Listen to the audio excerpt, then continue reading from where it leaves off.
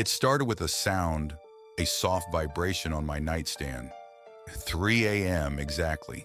Every night, for 6 nights, the notification always said the same thing. Unknown object detected, perimeter zone. I lived alone. Small house, quiet suburb, fresh-cut lawns, white fences, the kind of neighborhood where people argued over recycling bins, not monsters. The first night, I checked every camera, front porch, backyard, garage, driveway. Nothing. No people, no animals, no movement, just empty streets and the glow of porch lights. I blamed a software bug. I updated everything, reset the cameras, restarted the security hub. The next night, 3 a.m. The phone buzzed again. Unknown object detected. This time, the backyard camera froze for exactly 3 seconds. When it came back, the fence looked different. Not broken, not damaged, just longer, as if it had stretched, only for one frame. Then it was normal again. I replayed the footage 20 times. Nothing. Sleep became impossible. By the 4th night, I was waiting for it. Lights off. Coffee beside me. Phone in my hand, 2:59. Silence, 3 o'clock. Buzz. Unknown object detected. I opened the live feed instantly. Nothing. Then, the motion box appeared. Not on the grass, not by the gate. It highlighted empty air, like something invisible was standing there, watching. The camera tried to identify it. Person, failed. Animal, failed. Vehicle, failed. Then the label changed. Outside perimeter. I frowned. That made no sense. Everything the camera saw was inside the perimeter. The next morning, I walked to the backyard, measured the fence. Everything looked normal until I noticed something strange. The grass stopped growing in a perfect circle, about 6 feet wide, exactly where the alert always appeared. Neighbors started acting odd. The couple next door stopped waving. Kids no longer played outside. Every house looked occupied, but no one was ever visible. Almost like everyone stayed indoors, waiting. Night 6, I decided to go outside. Notification, 3 a.m., phone buzzing, heart racing. I unlocked the back door. Cold air rushed in. The yard was silent, too silent. No insects, no wind, no distant traffic. Just stillness.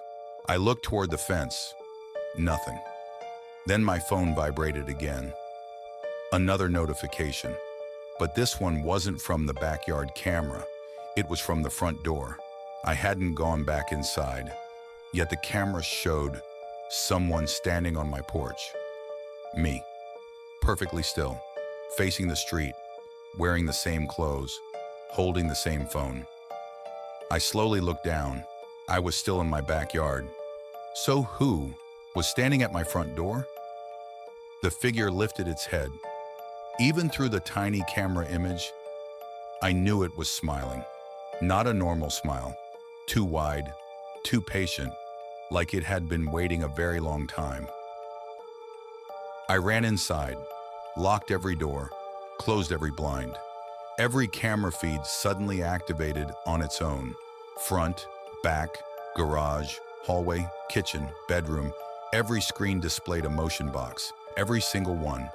Each box surrounded nothing. Then every speaker in the house crackled. My own voice filled every room, calm, soft, emotionless. It said, perimeter synchronized. Every smart lock clicked, unlocked, then locked again. Not by me, by the system. The app showed a new message, resident verified. Below it, a second line appeared. Original resident, outside perimeter. I froze. Outside? I was inside my own house, wasn't I? I rushed to the living room window. The glass reflected the room behind me, except the reflection didn't match. The reflected version of my house was empty. No furniture, no lights, no me, just darkness. Then, something walked past the reflection, slowly. It stopped, turned toward me, and smiled. Every camera went offline. Every light shut off. My phone displayed one final notification: perimeter expansion complete. That was 3 months ago. The cameras work perfectly now. No more alerts, no more glitches. The neighbors wave again. Children laugh outside. Everything feels normal. Almost. Because every night at exactly 3 a.m., someone walks past my bedroom window. The cameras never detect it. The motion lights never turn on. But I always hear a phone vibrating outside, waiting for me to step beyond the perimeter.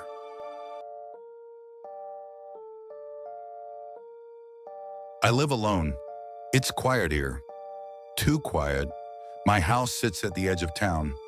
Old trees, long shadows, the kind of place where every sound feels important, especially after midnight. It started with the backyard floodlights, motion activated, every 20 minutes. Exactly. They flashed on, then off, again and again, every single night. At first, I blamed raccoons, cats, maybe deer, but something didn't feel right. I opened the security app on my phone. Every alert showed the same thing: motion detected, same location, same tiny circle, my old wooden doghouse. That stopped making sense years ago. My dog, Max, had died 4 years earlier. I never had the heart to throw the doghouse away. It just sat beneath the oak tree, a little forgotten memory. So why? Was something visiting it? The cameras couldn't see inside, only the front entrance. Every alert showed nothing, just darkness, the lights turning on, then silence. 20 minutes later, another alert. 3 nights passed, no sleep, no answers. I finally grabbed a flashlight, a hammer, some plywood. If animals had moved inside, I'd seal it up. Problem solved. That's what I kept telling myself. The backyard felt colder than usual. The floodlights clicked on, bright enough to erase every shadow, except one. The doghouse. Its entrance looked darker than the night around it. I knelt down. The smell hit me first. Not rotten, not wet wood, fresh laundry, soap, warm cotton. I aimed the flashlight inside. There, folded neatly, was a pile of clothes, still warm. I reached inside. My hands started shaking. The gray hoodie, mine. The blue jeans, mine. Even the old black socks with the tiny hole near the heel, mine. Exactly like the ones hanging inside my closet. I dropped everything, backed away, heart pounding. Someone had copied my clothes, or taken them. Then I noticed something shining beside the pile. Keys, house keys. I picked them up. Same scratches, same keychain, same bent mailbox key. Perfect. A working copy. Meow. I ran inside, locked every door, checked every window. Nothing missing. Everything looked normal. My own keys, still hanging beside the front door. Now there were 2 sets. I called a locksmith the next morning, changed every lock, installed new cameras, added alarms. By sunset, I almost convinced myself it was over. At exactly 12:20 a.m., the floodlights turned on again. Motion detected, old doghouse. I refused to look outside. Instead, I watched through the security camera. Nothing, just darkness. Then, the camera froze, static. 5 seconds, 10, 20. The picture returned. The doghouse door was open. I knew I had closed it. The next evening, I wasn't scared anymore. I was angry. I carried a crowbar into the yard, pulled the doghouse onto its side. The wood cracked apart. Rotten nails screamed. The floor inside lifted loose. Underneath, there was empty space, far deeper than it should have been. A crawl space. Impossible. The doghouse sat directly on dirt. It shouldn't have had anything underneath. Then I heard it, breathing, slow, wet, steady, like someone breathing through water. I aimed my flashlight into the opening. Nothing, only darkness. The beam seemed to disappear, swallowed. The breathing continued, closer now, not louder, closer. Something moved beneath the boards, not running, crawling, slowly, deliberately, toward me. I stumbled backward, dropped the flashlight, its beam rolled into the hole.